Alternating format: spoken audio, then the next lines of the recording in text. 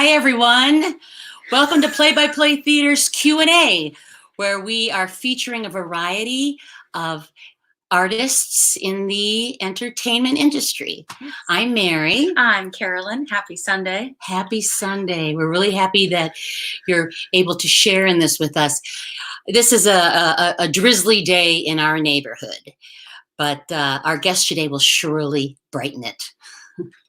She is a fabulous soprano, not only with extensive experience in the international opera world, including oratorio and orchestral, but she also is a highly regarded voice teacher, coach, and instructor. Coming to us from Germany. Woo! Here is the amazing and beautiful soprano and person, Yvonne Frazier. Hi. Hi. Oh, I'm so sorry. It's drizzly there. We've had brilliant sunshine here in Berlin today. Oh, yes. I'm so sorry, but I'm gonna send you lots of sun. Yeah. I will. What's the time there, Yvonne? So it's 8:02 in the evening. 8:02 in the evening. Berlin time. Mm-hmm. Yeah. Thank you for being game to do this with us and patient as we organized it all, although Carolyn was really on top of it with the time change and all that. I was so nervous. I was thinking, oh no, this would be like a nightmare to be an hour too late or something. Yeah. No, we've known each other quite a while. And you were That's an understatement. Oh my God. I have not seen you though in person since I don't even know when. Even know when. You moved to Germany and I'd only see you when you'd come back to town or whatever. Why did you go to Germany, Yvonne? Well, I was living in New York. So, I had finished my formal education. I moved to New York after I was 2 years in Boston. And everybody was like, what are you going to New York for if you can't make it in Boston? And I was like, well, I'll give it a try. So I went to New York and was there for about 8 years. And I was doing quite a bit. But I wasn't able to really break into the opera scene in the States. So I got a job, my first job at the Rome Opera in Italy, and thought, wow, this is pretty cool. Yeah. And then, not happy girl. After really trying a lot in the States anyway, I got that job. And then I got quite a bit of work in the Netherlands. So I was working in Amsterdam and working with the Netherlands Radio Orchestra, and I was getting work, and I was flying back and forth between New York and Europe, and I was working at Columbia University, and my bosses there were totally into opera, and they were really supportive, but I would be gone sometimes 7 weeks, 8 weeks, and I'd have telephone conferencing with them every day with my secretary, and then one day it just occurred to me, I can't keep this up. And I was sitting at my desk at Columbia, Department of Astrophysics, by the way. Really loved it there. It was great. And my boss, who was 2 floors down, just came up and said, well, I thought I'd come up and see if there was anything you want to tell me. And I literally had not talked to anyone about I'm going to do this, because normally I talk to people and I'm trying to decide what to do and everything, and he sat down and said, so what do you have to tell me? And I said, well, I think I'm going to quit. And I told him I'm really nervous because one of the things that I was always very conscientious about was that I always had to have a job so that I could pay my rent, and I couldn't be totally in the sky and be totally artistic, and then at the end of the month not know how I'm going to pay the rent. So I always had a job, and then I worked in advertising. I'd also worked at Boston University. So I was like, and then he told me a story and said, well, because his wife was a soap opera actress, and he said that, I don't know if she had told him this, but he said, at some point when you're going through the jungle and you're on a vine and you swing to the middle of the jungle, you have to grab the next vine to get to the other side. And if you stand too long holding both vines, you'll lose your momentum and drop to the bottom.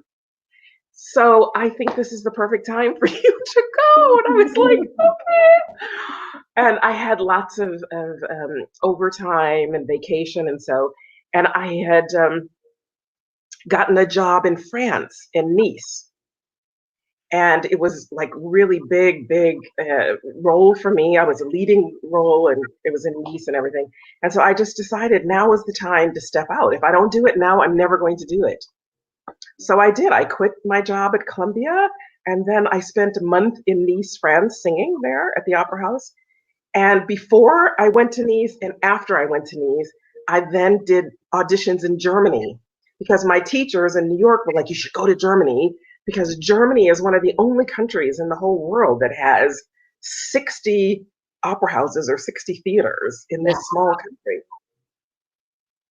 So I thought, okay, I'll go to Germany and get a job, like as if that was an easy thing to do, I tell you, sometimes ignorance is bliss. You know what I mean? So I did some auditions for agents, and that was like a hairy thing, auditioning, warming up in a telephone booth back in the days when we had telephone booths. Yeah. And, we're like singing in the hall and stuff, outside, and people are looking at you. And it just so happened that an opera house was looking for the very role I was singing in Nice. And they wanted it in Italian, because a lot of opera houses in Germany at that time would perform in German. And so they wanted somebody who had the role in Italian. Ooh. And sorry, I lost you for a minute. And I got the job. Wow. So all of a sudden, I had a job of what I only signed 1-year contract. And but I was really fortunate that a good friend introduced me to a good friend of his. And he was a working singer here in Germany. And he gave me tons of advice that was very essential. Yeah. Now, before you moved to Germany, you did do quite a few things here in the United States. Did you find, because you have to start somewhere, of course, but was that difficult? I ask because talking to some people who have recently graduated with vocal degrees and have been studying opera and stuff, and they get a little frustrated with the opera world. Can you appreciate that frustration? I certainly can. I really can. So I went to Tanglewood after I graduated from university. I went to Tanglewood, and I had scholarships there, and Shirley Barrett was singing as a guest. And I wrote to her and said, "Oh, I'm an aspiring person. I would like to meet you." And she wrote me back and said, "Okay, meet me at 9:30 behind the shed." So Tanglewood is out in the western part of Massachusetts, and it's out in the woods and everything. So I was there at 9:30, really, really great. 9:45, 5 to 10, she's not there. And suddenly I see this car rolling up, and she was like, "See me afterwards," or so, and so I thought, okay. And then I go into the shed, and she's talking to me from the stage. She's like, yelling out to me and everything. Oh, okay. So when I went backstage, she realized she didn't know me. She thought she knew me. She thought I was somebody she knew, and she didn't. And so I was sitting there, and she was a little bit nervous or apprehensive, maybe. And then at some point, she just came out and she said, "What do you want from me?" And I said, "Well, advice. I really don't know what I'm doing. I don't know where to start." And I was like, advice. And she said, "Well, I'm going to give you the best advice anyone could ever give you, but you won't like it." And I thought, okay. And she said, "You have to find your own path. I can tell you what I did to make it, but that may not work for you." And indeed, I thought, well, hello, that's not helping me at all. And somehow I broke the ice with her and she invited me to dinner. And then she talked to me about like everything under the sun. But I really took that to heart, that I realized I can't go the route that everybody else is going. I have to find what really works for me. And Uh-huh. I'm really an artistic, let me see, how do I want to say this? I'm more into the voice and into music than I was into being the actress part of the opera singer. Mm-hmm. And, that's not always wanted by the directors. And so I really did try a lot of, opera houses in the United States, but I did a lot of work with orchestras Yes. across the country. And I did everything. I sang with Alvin Ailey. I sang, I went on tour with Elliott Feld Ballet, singing, a whole collection of Hugo Wolf songs all over the country. I mean, I just did everything that sort of came to me. And I got my start in opera through Opera Ebony. So Opera Ebony is a Black opera company that's based in New York City. And a cousin of mine living in New York, didn't know anything about the business, said to me one day, "You should go sing at Riverside Church." So Riverside Church is a very important church in New York City. Right, right, right. Yeah. So I thought, okay. So I looked them up and I called the conductor and he said, "Oh, I'm sorry, we don't have any jobs." And I said, "Well, that doesn't matter. I want an audition." And he said, "Well, yeah, but you auditioned for a job and we don't have any." And I was like, "Well, could you please just hear me so that when a job comes open, you'll already know me. And if I fit the bill, I'm a little bit ahead of the game." Yeah. Yeah. Yeah. So I talked my way into an audition and we had the audition and he said, "Well, I don't have a job for you, but I can't let you go." So he made a job for me and gave me a position of solo, second soprano solo. And he said, "Oh, I hope you won't be offended by that." And I said, "Are you kidding? I'm planning a career as a soloist. If I'm going to sing in the choir, I don't need to be singing all those high notes, like not wasting, but, using up the voice." So I got into the church choir. There I met lots of other aspiring soloists and everything. And one day I met the musical director of Opera Ebony in the elevator at the church. And he just told me, "Come on by." And I went on by, auditioned for him, and he gave me a job where we did a concert version of Così fan tutte. Oh, I And remember. there was someone from the New York Council of the Arts was in the performance, and they liked me and said that they wanted to give them money for them to put on a production that I would be in. So they ended up doing Faust, Gounod Faust, and that's how I made my actual first opera debut. Wonderful. Yeah. Well, I can understand why Shirley Verrett, Oh, we see it. a little bit of echo on our track. So Um, should I? why Shirley Verrett thought you were someone else. She recognized your voice. I recall listening to the radio and hearing this fabulous voice and thinking, I thought it was you. I was so excited. It was Leontine Price. Yeah. But I, your I voice, have to tell you, my whole life, that has been a double-edged sword because oh, people will say, "Oh, you sound like Leontine Price," and then they'll recommend me just to a conductor or somebody and say, "Oh, this girl, she sounds just like Leontine Price." And of course, I sound like me. So when I go into an audition, they're expecting Leontine, and they get me. So it's been a bit of a double-edged sword, I'd have to say. But I tell you, there's the end of the story with Barrette is interesting to tell you, was that when she took me to dinner and we had been talking for an hour, hour and a half or something like that, she said to me, "Okay, this is it. This advice I can give you. Skip Boston. Don't go to Boston. Go Carla, straight Yeah, I'll bring that up. go straight to New York," she said, "forget going to Boston." And I was like, "Yeah, but," and she was like, "No, New York is where it's happening. Don't go to Boston." And then she said, "Okay, I'll tell you what you're going to do. You're going to go to Boston for 2 years, and then you'll go to New York." but you could save yourself a lot of trouble if you just go straight to New York. Okay, so I moved to Boston and I was there for 2 years. And then I moved to New York. And maybe a year or two or three after I had been in New York, I was at a recital in Lincoln Center.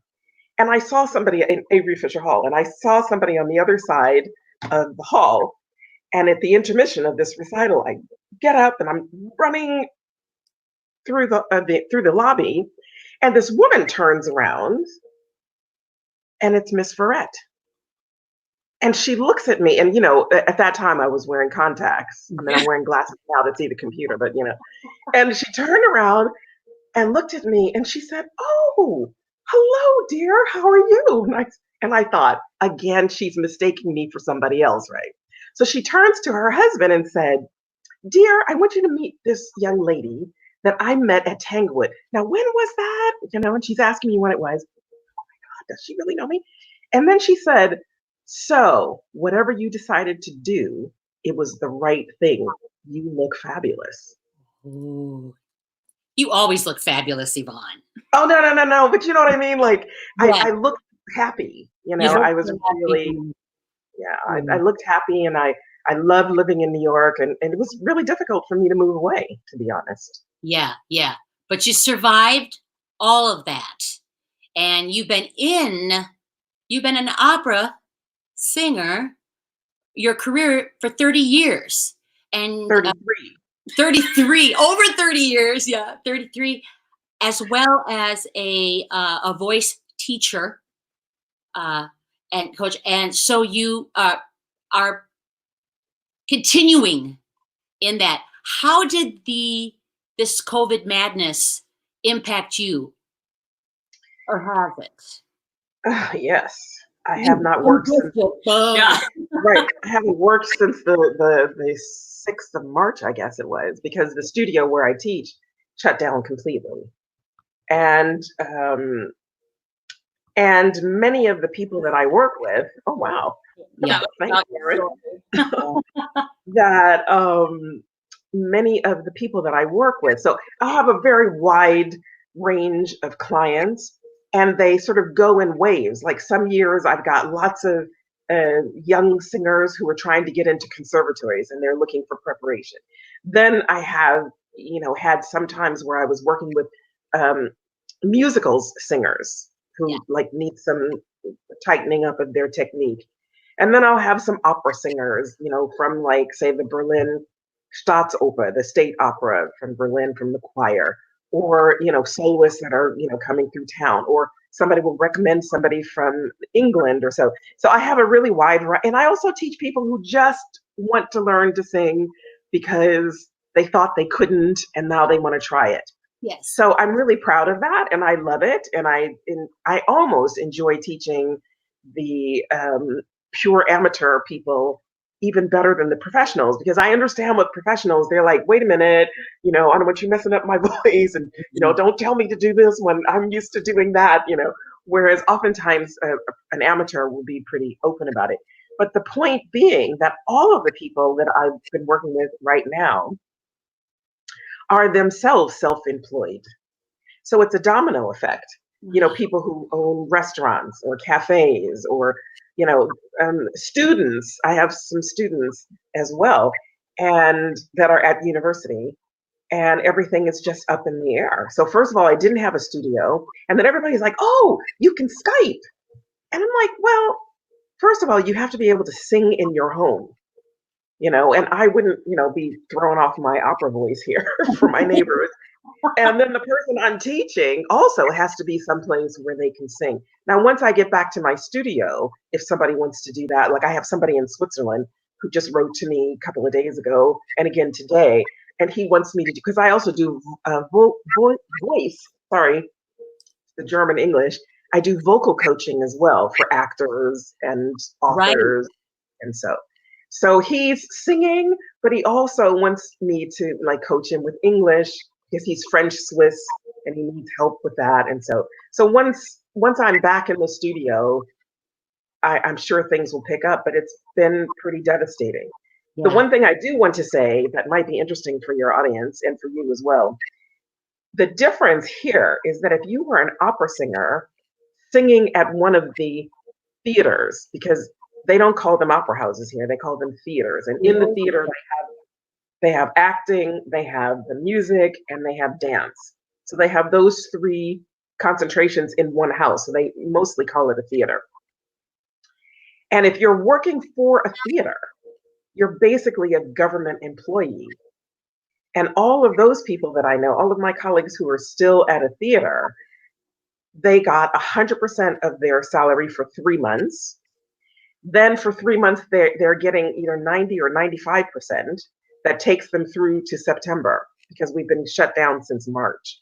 Yeah. So that's pretty good. But for people like me who are self-employed, there's no. That's not true. People who own restaurants or like somebody who has a studio that they're paying rent on or something like that, the government did offer funds to help people with that.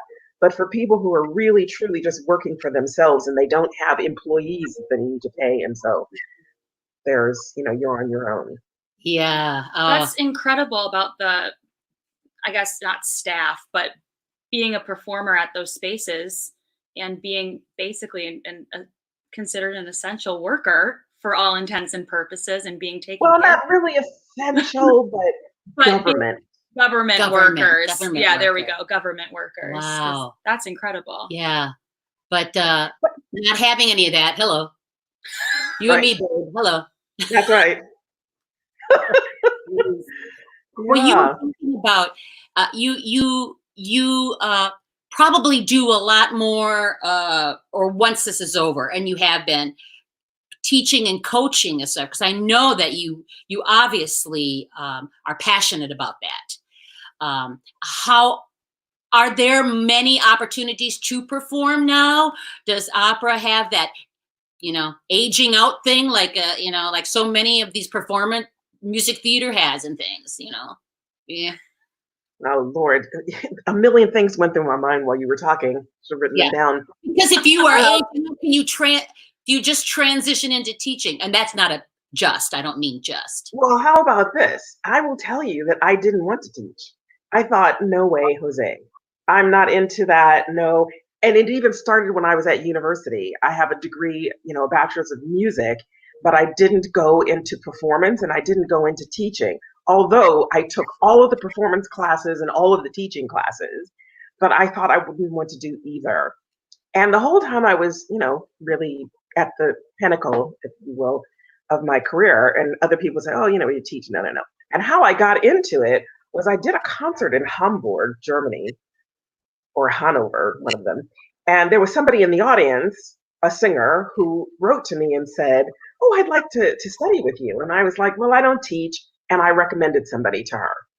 And then, I don't know, half a year later, she called back and she goes, would you reconsider? And I was like, well, I can recommend somebody else. So I recommended another teacher to her. And then after a year, when she called me like 3 times, I thought, okay, if you really want to study with me, come on. And I started working with her. But I wasn't really convinced. And then I was doing a job.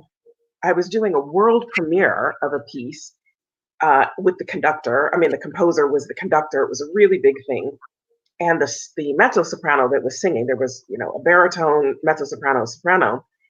The mezzo-soprano was not up for the job. So the baritone and I were, pure professionals. And she was probably, I don't really remember, she had finished her education, but she wasn't a seasoned performer.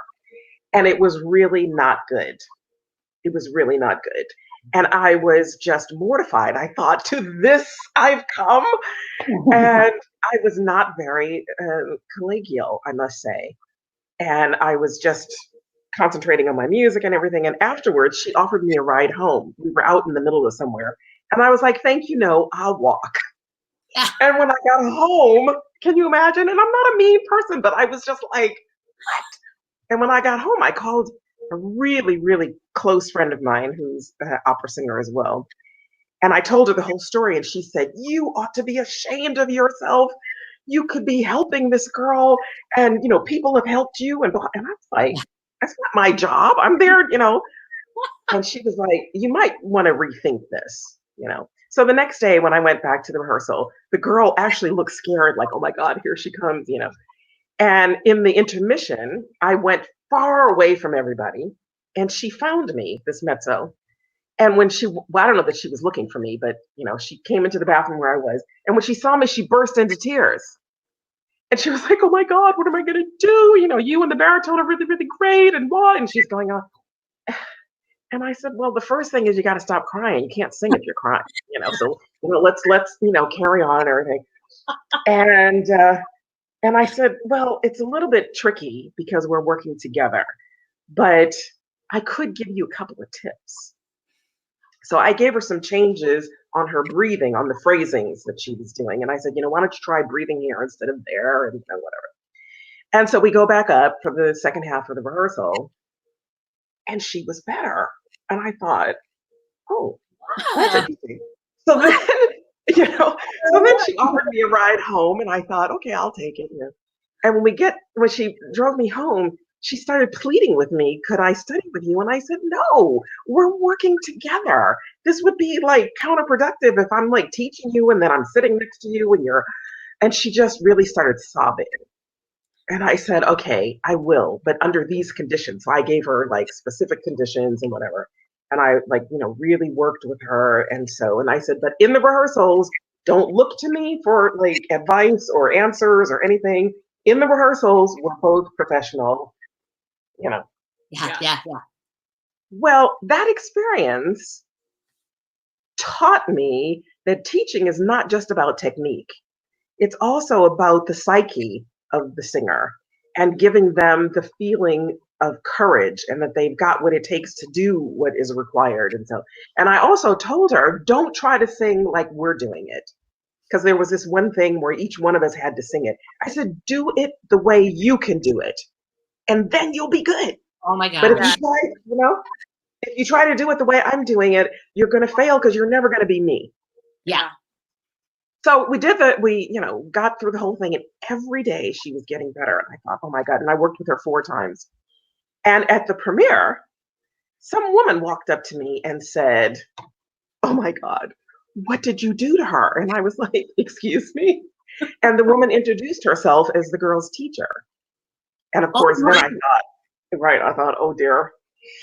And she said, you know, I've been trying to get her to do that for the last 2 years. And I said, well, you know, some plant, some water, but God gives the increase.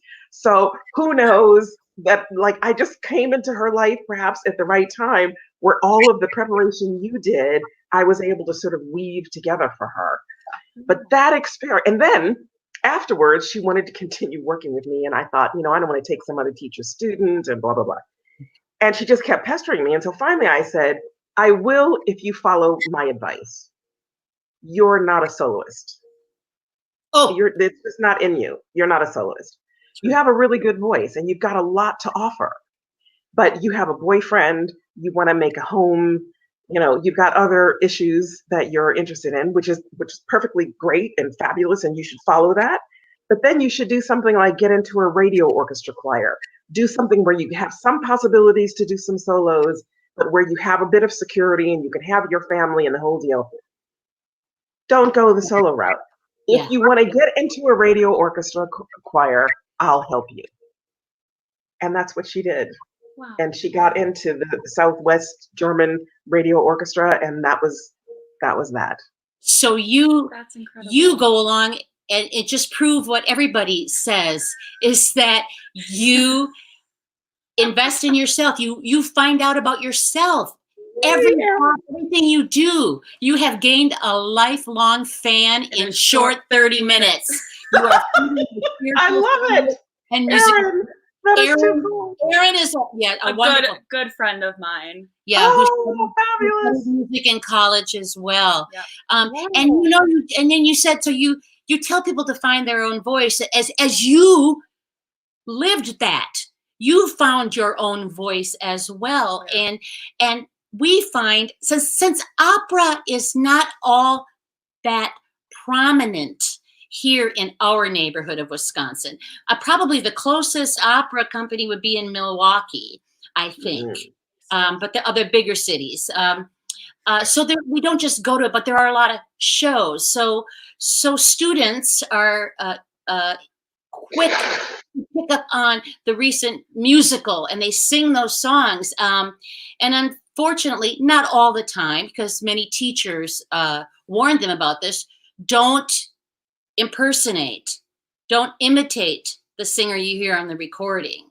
You have to find your own voice to do that. But how can, here, long way around this question, how can students do that? What Well, would a voice student need to do to strengthen their voice? And well, that's a very, very challenging question to answer because so I have a really good girlfriend who is a musicals agent. She has an agency in Munich and she's very successful. She has like the best and leading singers in Germany in the musical business. And she started out as an opera singer and said, opera doesn't pay enough. Bye. And oh, she went elsewhere. And she has sent me several of her musicals singers. And the challenge for a musical singer is that very often the people who are hiring want them to sound like the original person who premiered the role. that's true. And they're, yeah. And in the musicals business, or in pop music, there's like actually Meryl Streep studied with a woman named Estelle Liebling, and Estelle developed this technique for belting, for curving, for doing all of these kinds of sounds.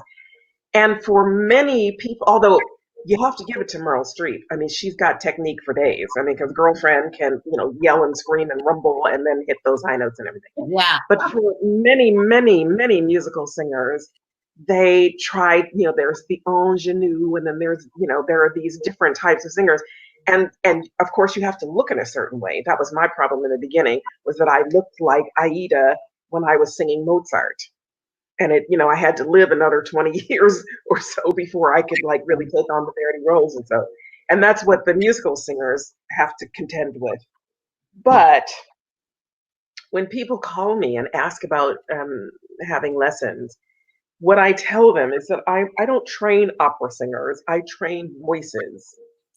So yeah, and Yeah. I give a standard vocal technique that's based on the Italian school of bel canto. And this is bel canto only means beautiful singing, Yeah. that's basically what that means. But it has to do with vowels and various other things. Now, I'm going to say this, and a lot of classical singers may not like this, but I personally find it difficult to listen to classical singers singing jazz and pop and musicals and stuff, because they have this very elongated, very classical sound that they bring to it, which is wrong in my view. And when I want to hear jazz, or if I want to hear pop music or something, I want to hear somebody singing in that style, not Yeah. an opera singer that's bringing their voice to that. So it is a real double-edged sword for many singers. But what they need is vocal technique, Yes. breathing, posture.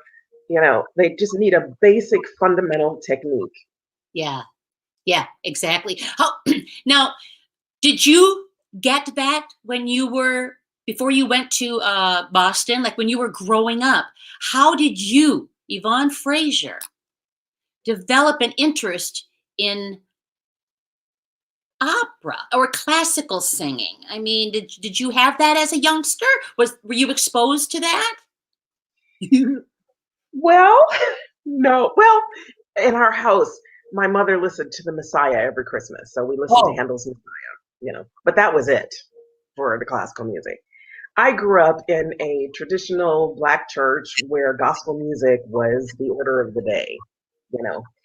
And I love gospel music and, sang it in church and, the whole 9 yards. And I was interested in being an illustrator in drawing. I had no interest in music whatsoever. I mean, that's not true.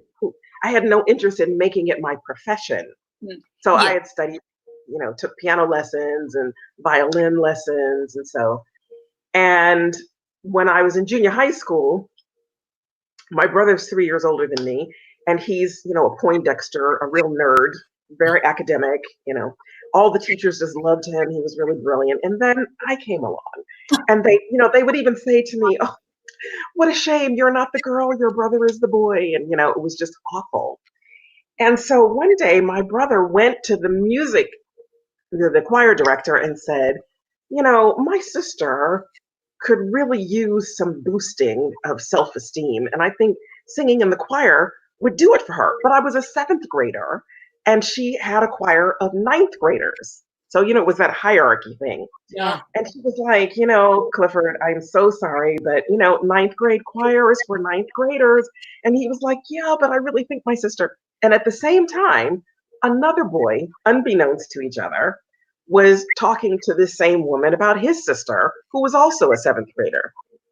So the choir director thought, well, why not let these two girls in? They can keep each other company. I mean, I'm assuming I had to audition for her or something like that. Anyway. And so this other girl, Valerie, with whom I am still just the very best of friends, got in as seventh graders into this choir, and we took over. We became section leaders, and we were really into it. And the music teacher was just phenomenal. Her name was Patricia Connors. She was just phenomenal in Cleveland. And we learned, just bucket loads of songs, and we did competitions, and she taught us stuff that I didn't learn anywhere else. And so I was like, this is kind of groovy. I'm kind of digging this. This is really cool. And then from the ninth grade, I moved to Massachusetts, Cape Cod, and went to Provincetown High School on Cape Cod. They had no music. But this wasn't a bad thing because academically speaking, I was several years behind. So my whole high school years, I was trying to catch up on the academics, had an English teacher who tutored me every day to catch me up and everything. But what I learned from Patricia Connors in Cleveland got me into university. But how that happened was I applied to the Rhode Island School of Design to study illustration, to be an illustrator. I didn't have oil painting. And they said, oh, you need a full portfolio and, go to a state school or something and study oil painting for a year and then reapply. And I was thinking, well, no other school is going to accept me either if I don't have oil painting. So I thought music, because when I was in Provincetown, and I did have two different music teachers, but the music wasn't anything like it was in Cleveland. I had a friend there who enrolled me into a competition. It was a state competition, and you had to do Southeast District and then all state, and there were these different divisions. And one day I get this package in the mail of music and everything, and I was like, "What's this?" Because at that time we had no teacher at all, and she and I were running the music department. And I was like, "It has my name on it. What's this?" And she goes, "Oh, I enrolled you. I think you should do this." And I was like, "What?" And she was like, yeah, I think you should do it. I'll teach you the notes. You go to the Latin teacher. He'll teach you the language, and you should do it. And I thought, well, if you think it's such a great idea, why don't you do it? And she was like, I'm not the singer. So I did exactly that. I went to the Latin teacher. He gave me, and there was, and I don't remember what the word was, but there was a word that in secular Latin was pronounced differently than liturgical. So I go and I do this audition. And at the end of the audition, the judges said to me, why did you pronounce this word this way? And I said, oh, because this is a liturgical piece and that's liturgical pronunciation. And they told me, that out of all of the people that had auditioned, I was the only person that knew the answer to that question. And I was chosen to do a little solo. There were four of us that did a solo. And we ended up going to Boston Symphony Hall. And I was able to perform this little solo and everything. And then the next year, I did Southeast District, and I did the All-State again. And that year, there was a woman named Eva D. Hyatt from Smith College, and she was the conductor, female conductor. And she just took a liking to me somehow. And she said, and I used to wear my hair up. I don't know if I did that when you knew me, but I would wear it in the French roll and, you know. And so she said, I'd like you to do my hair. And I was like, okay, you know. So I was, you know, doing her hair and everything. And she was asking me questions and this and that. And then she said, you know, she was dean of Smith College, as well as, you know, part of the music. And she said, I'd like to invite you to, you know, our school to like look around and maybe you would like to go there, you know, come to Smith. And I was like, oh, okay. So, you know, I'm like reading up about Smith College and, you know, I think the Nixon daughters were going there and, you know, all these people and everything. And I went there and it was a beautiful campus and it was a really wonderful experience.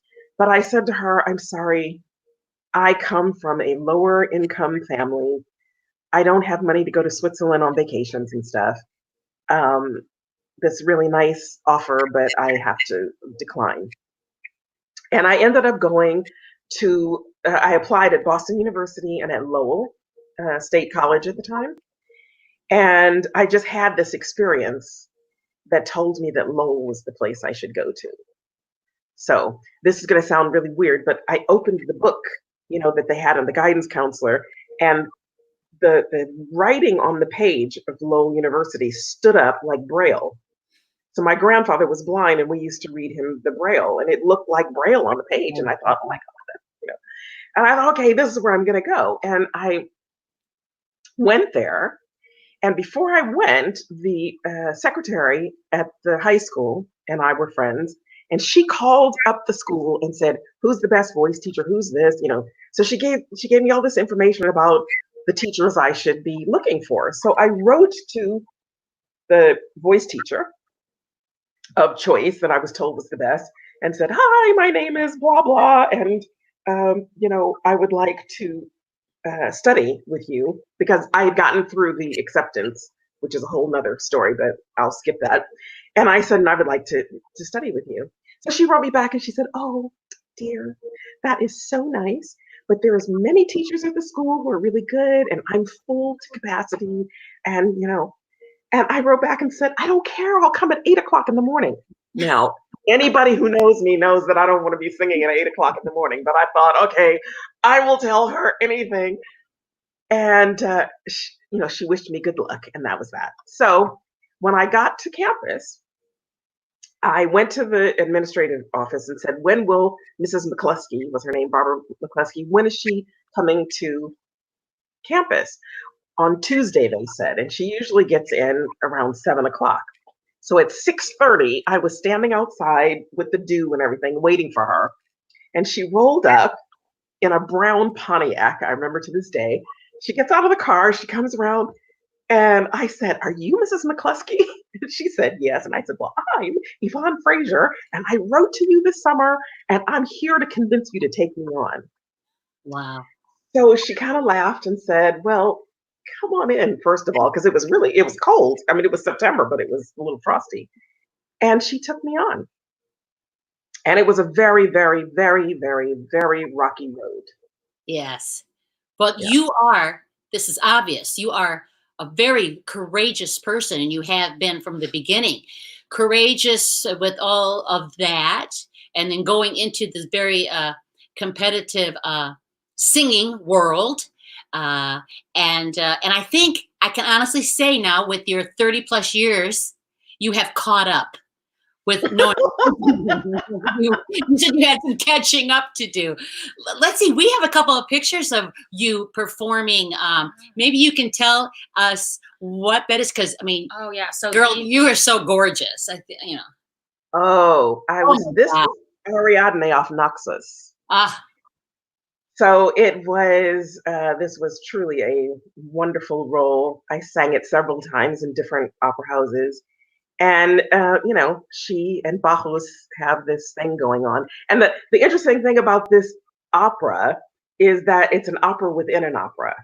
So uh-huh. it starts off as a rehearsal. So there's this rehearsal, and you've got the diva, and you've got Zerbinetta, who is, you know, in the Commedia dell'arte people and all this. And there's just all sorts of backstage stuff going on that happens in real opera houses. So it's a very fun piece to sing in.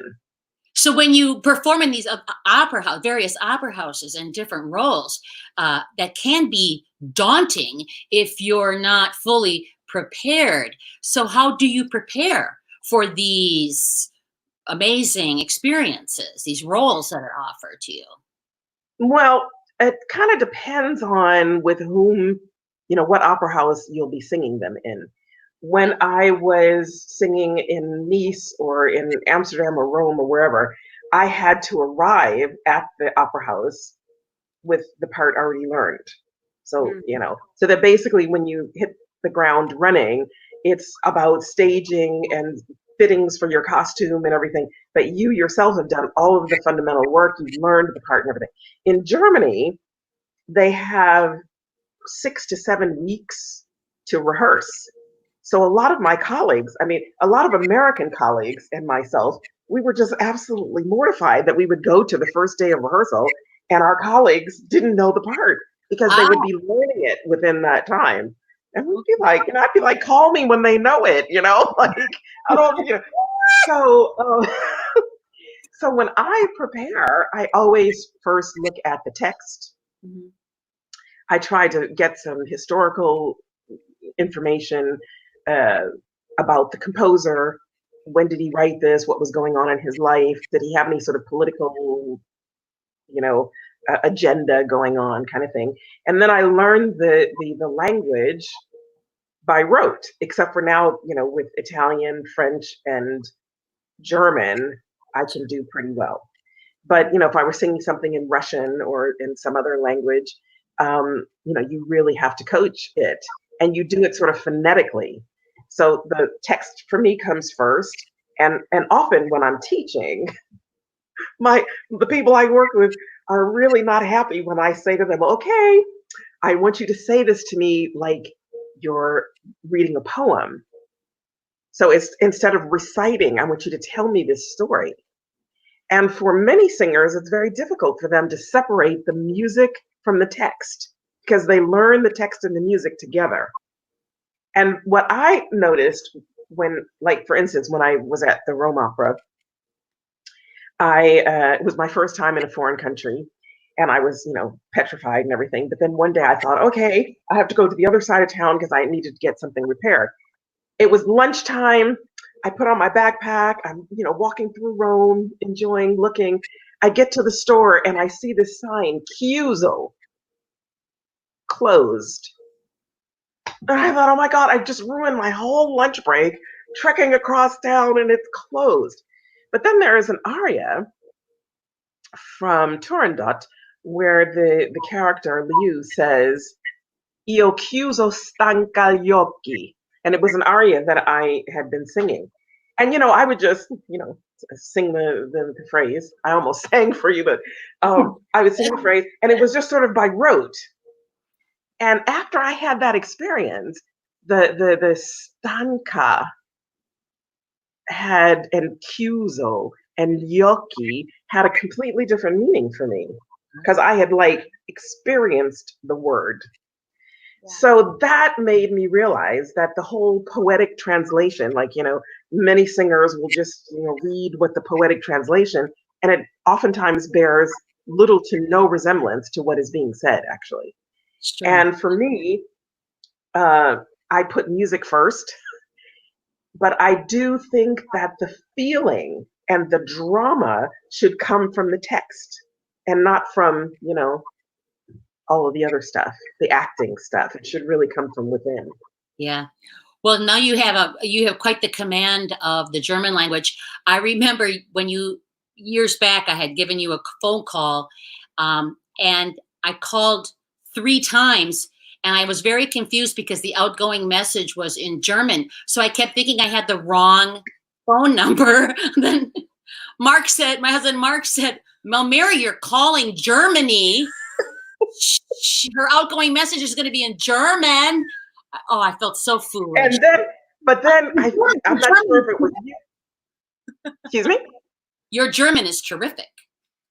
Well, it should be. I mean, the funny thing is when I first came here, the first 5 years, people would say, "Oh, your German is really good, really good."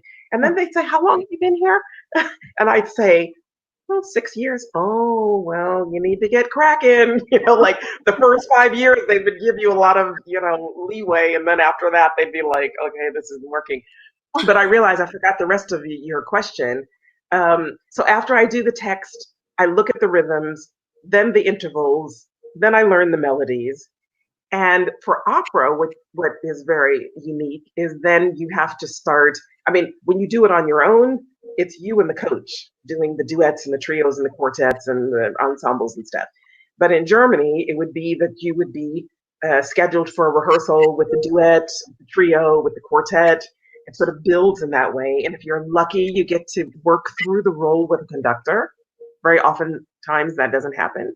Yeah. You might work with the conductor's assistant, but not the conductor himself. And then the conductor shows up at the end and wants everything different, of course, and that's really challenging. Sure. And then as far as opera is concerned, you do your fittings and you have like stage rehearsals with piano and staging.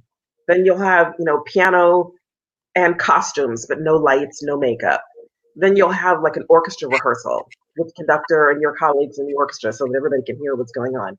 And then you'll have a piano rehearsal with the sets and the lights and the costumes and the makeup. And then at the end, of course, it will be with the orchestra and with all of the sets. So it's like an onion, it's a process. Yeah. And by the time you get through all of that, you should really know. It's like outrageous if somebody doesn't know the part because your movements and everything sort of fill that in for you. But when you're a guest and you come in and you have 2 weeks, that's not going to happen in 2 weeks. Wow. Yeah. Right. Yep. And you have to know how to do your vocal rest in between, don't you? Or if you jump in, like a lot of jobs that I got, somebody would cancel. I mean, like when I did my Lincoln Center debut, literally Kathleen Battle, I don't know why she canceled, but she was supposed to do this concert and she ended up not doing it. And 3 people recommended me to the conductor on the same day. And then he was like, okay, 3 people I've run into on the street recommended you come in and sing for me. And then I got the job. So a lot of times it's just luck.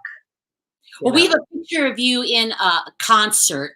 I'm not sure where this is. Perhaps you can tell us, but the spaces you performed in, the theaters there. We've got the 2 here. Oh. So we've got this So one. this is the Royal Concertgebouw in Amsterdam. And Concertgebouw just means concert house. So it's the Royal Concert House of Amsterdam. Look at you. There you are. Do you have the other one from a distance so that you can see the whole? Yeah. What? And I should have sent you. If you look to the right, you'll see there's and the left, you'll see there's staircases. Do you see that from the stage? Yep. And that's how we entered down those stairs. Wow. Very scary. Wow.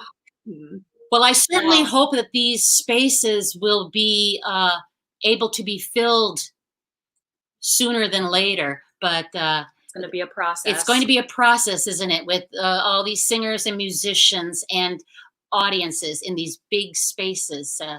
Like you said, another double-edged sword, so to speak, in these times. But I wanted to ask you also, do you have a favorite role? Or are they all your favorites, Yvonne? Well, it's people ask me that, and it's so difficult to answer because it depends on what it depends on. Well, let's show this. Like, for instance, if I want to do acting, like if I'm really enjoying acting, I need a certain role. And then other roles, it's the music that's so beautiful that I love it because the music is so beautiful. And if I've got really great colleagues, and I'm just in heaven. But there are some roles that are just so, convoluted. Opera stories are just like, you have to suspend all reality, you know what I mean? And so sometimes, or like the fact that like a role, like I've sung Elvira in Hernani. And that's a very difficult opera because there's no buildup. It's like you come on stage and you sing your big aria right off the bat. So you have the recitative, the aria, the cabaletta, this big thing. And in many operas, you get to sort of build your way to the high points. And so that's why it's really difficult for me to say. That's right. But the Apple piece, this. Yeah. yeah, the Yeah. piece that I loved the most to sing was the Verdi Requiem, and it's the piece I've sung the most. I Yes. started at university singing. I sang it as a student, and then the next year, like a couple of months later, Lowell University had a $3 million music school that they were christening, and the soprano faculty was pregnant, and she couldn't sing it, and I got to sing. And the thing that was sort of interesting about it is that the conductor and the dean had told me to get out of music to find another profession. He even asked me at my audition, "Do you have other areas of interest, Miss Frazier?" And I was like, "Yes, I looked at blah, blah, blah." And he was like, "Good. I suggest you pursue one of them. Next." And Oh my. I had that my whole life at university. And in the end, I ended up singing the soprano role in the Verdi Requiem for the opening of the music school. That is See, the shortest of short version. yeah. Wow. Wow. You believed in what you were doing. You never took no for an answer. You took it as an opportunity to keep moving and find some way to resolve that. That's why I just am amazed by your courage. You did all of that. You everything you've done, and then you moved to Germany. I mean, it takes a lot of courage. Well, And I have a girlfriend who just said that to me recently. She's a little older than I am, and she said that, and I said, "Well, that might be what it looks like from the outside, but from having lived my life, it didn't feel courageous. It felt like the only thing I could do." I don't know if that makes any sense, but it was like, Yeah. when I lived in New York, my apartment building burned down. You remember that, I'm sure. That I was like one day from the next, the apartment burned down. Another apartment I was in, the boiler burst, and I had all of these things that happened, and I just had to keep moving. I had to keep moving. But the other thing is the people who supported me. So my voice teacher at Lowell, she was constantly telling me, and sometimes I had to say, wait a minute, I don't know if I want this, because it was like she wanted it. But I had so many people around me who believed in me and who really supported, and because my teacher at university, when this guy told me in front of the entire faculty for me to get out and do something else, I went to her to say goodbye, because I was on a reject list. It was that bad. And I went to her to say thank you for like believing in me and taking me as a student, but I'm going to leave. And she was like, "What do you mean you're going to leave?" And I was like, "Well," and I was crying. I was like, I'm on the reject list. I mean, this isn't a way to start. And so I expected a little, the German word is Streicheleinheiten. I expected her to, like sort of comfort me. And she said, "Why are you here?" And I said, "What do you mean?" And she's like, "Why are you here? Why did you come here?" And I said, "Well, because I love music and I wanted to learn to sing and stuff." And she was like, "That's the only reason to do anything, is because you love it." So they accepted your money, you paid your tuition, you go over there and you tell him they have to find a place for you. I never would have done that if it hadn't been for her. I lived with the principal of the high school and his wife for 2 years in Provincetown. She forced me to go to college because I thought, okay, I had such difficulties with the academic and whatever. And she said, "I don't care what you do, you go for at least a year. And after that, you can do what you want, but you are not going to miss this opportunity." So I've had people all along my path who encouraged me. So it didn't really feel of course, courageous. It just, yeah. not for you necessarily. You're just living your life, and you happen to have some wonderful teachers and instructors along the way who could see that in you, and Oh, and can I that's why. say one more thing? Yeah. In terms of teachers, so 10 years, I should say a couple of years ago, Robert Wilson, who is a pretty famous stage director, was here in Berlin giving some lectures. And a friend of mine knew that I had worked with him. And so we got tickets and we went and everything. And I saw him. And while we were sitting in the audience, my girlfriend said to me, "Oh my God, your technique has a lot to do with what he does. And I was reminded that when I worked with him in Rome, actually, um, he forced me to break out of a certain sort of limitation I had. And I was really angry, actually, with him because it was in front of all my colleagues on the stage, the whole deal. And he literally got out of the audience, came on the stage, put his arms around me, and I thought, I don't feel like a hug right now. Like I was like really not happy.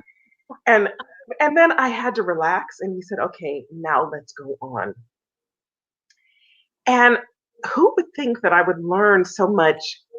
Not about, well, and actually, he made us go to all of the lighting rehearsals, which in normal life, opera singers don't have to do the lighting. I learned everything I know about light and the hot part of the light and all from him. So it's like you just never know from whom you are going to learn something really critical for your life. Yeah. And I think the key for people who want to go this road is, number one, you really have to be sure that there is nothing else you could possibly do that you would be happy doing. If you would be happy doing anything else, you should do it, because this is not a life of fun and games. It really is ups and downs and a lot of hardship. And you have to, and the problem is you have to believe in yourself, but you have to be open for criticism. You have to be aware that there's always room for improvement. It's just a tricky tightrope to find of having something to say and believing that people should listen to you because you have something to say. Oh, Yvonne, so wise. So wise. Well, you know what it is when you've been in the fire, when you've gone through the fire. Yeah, it's pretty amazing. But the thing is, I don't worry. I hope to not sound naive, but I'm not worried about your company, about the opera houses across the world. I mean, I think there will be, of course, some casualties. Yeah. But theater, opera, music, the arts, museums, all of this is the soul of the human being that has to be nurtured, just like you have to have food to eat. You need art. Yeah. And the artists themselves need the opportunity to display and to give to the audiences and give back. So there may be some changes. There may be lots of new opportunities. It won't be the old way necessarily. There'll be new ways. I mean, right now, when you think about all of these creative little tunes that people are making and things that people do and the Zoom concerts and stuff, people have already become ingenious. Yeah. That's right, Sarah. Exactly. It is the soul. And Right. that's not going away. That's not going away. And so I believe that with our collective consciousness, we will find our way through this period. Well, Yvonne, it is the year 2020, which I would always joke that it was going to be a new vision. We would see things new. Well, yes. Ironically, we are. we have. And Exactly. but You're at work. What are you doing at work? you've got work. But the hope with the new vision, we have nothing in this business if we don't have hope. Absolutely. There's a scripture in the Bible that says, without a vision, the people perish. So we have to believe in what's coming. And I think, and I really pray that I'm right, I really believe that this is sort of a crash and burn moment we're having, that everyone is having. Not everyone is having the same experience. So really wealthy people are not having the same experience as really poor people. So we have to acknowledge that. But still, everybody, the world is at attention. And this is a moment for us to transcend. Oh, Yvonne. Oh, thank you so much for taking time to be with us. I'm going to post this really quick just because Oh, I think it's gorgeous. It's gorgeous. Okay, this was me as Elizabeth in Don Carlo. Ooh. And this is one of my favorite roles. Yeah. Ariadne is a fun role. It's This- technically difficult, and so this is really just one of those. It just pulls at your heartstrings, and it is, I would have to say, one of my most favorite costumes, other Yeah. than the ones that I sent you where I was singing at this dinner theater. They they are pretty outrageous, This one? but oh yeah, Diva. That's Diva. Oh, Yeah. I'm so glad you posted that because I have friends in Seattle that I met when I was doing that. Oh my God. Oh, could you put up the Liza Minnelli one? Oh, I don't think we I don't got have that one. that one. Just Oh, you don't have that. I Okay. wasn't able Okay. to upload all of them, but I'm sure Aaron No, would I have know. that Liza Minnelli. Well, it's always good to Anyway. it's great. I hope that my plans to come and visit Germany, which was going to be this year, now is gone, but perhaps 2021 will be the new year of vision. yeah. Please stay well, my friends, and Yes, you continue too. success. You definitely have had an impact on many people and continue to do so, as well Thank you. as me and my family. So thank you, dear. We love you all. Absolutely. I love Mom you too. said before this that I have actually seen you in person more recently than she has. That is the truth. To Berlin. That is pretty amazing. I know. And of course, I would love to get out to you. It's so difficult though, because when I get to the States, it's, Boston, New York, and I have family in Ohio, it's really, really difficult. But it had been my plan to do, a world tour, making my way out to the West Coast and stopping along the way to visit people. And let's hope that I'll be able to do that sometime in the future. Okay. Well, love you, Yvonne. Take care, Thank you sweetheart. so much. Oh, thank you. Bye. Thank you for the invitation. Bye, Erin. Don't work too hard. Oh, Thank you so much, Yvonne, for staying up late over in Germany. Yeah. We appreciate it. Thank you all for tuning in on this wonderful rainy day we're having in Green Bay. Just like Yvonne said, performers, opera singers, musical theater performers, everyone in the arts, they give what they can, and they give to all of us, and they can't do that the same way right now. So if you're able to make a small donation to your favorite arts organization, if you can, just to help them continue to thrive during this time. Any organization, your favorite local organization, national organization, please do so if you are able. And stay well, stay safe, and we will be back here tomorrow with Justin Brill and Shanna Vanderwerker. Yeah. Thanks, everybody. Bye, everybody.